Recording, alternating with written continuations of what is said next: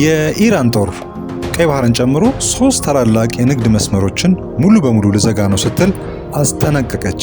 እንኳን ወደ ቼኮ ዜና በሰላም መጣችሁ፣ ፈጣኑ የመረጃ ምንጫችሁ። ነገር ወዲህ ነው። ፕሬዝዳንት ትራምፕ ባስተላለፉት ትዕዛዝ የአሜሪካ ባህር ኃይል ቢያንስ 8 ከኢራን ጋር ግንኙነት ያላቸውን የነዳጅ ጫኝ መርከቦች አግቷል። ኢራን በበኩሏ ይህ ወከባ ካልቆመ ማናቸውም ምርቶች ወደ ቀጠናው እንዳይገቡም ሆነ እንዳይወጡ አድርጋለሁ ብላለች። ይህ እርምጃ የተኩስ አቁም ስምምነቱን ለማፍረስ የተደረገ ሴራ ነው ስትልም አሜሪካን ወንጅላለች። ይህ ዛቻ ወደ ተግባር ከተቀየረ ለእኛ ለኢትዮጵያውያን ምን ማለት ነው?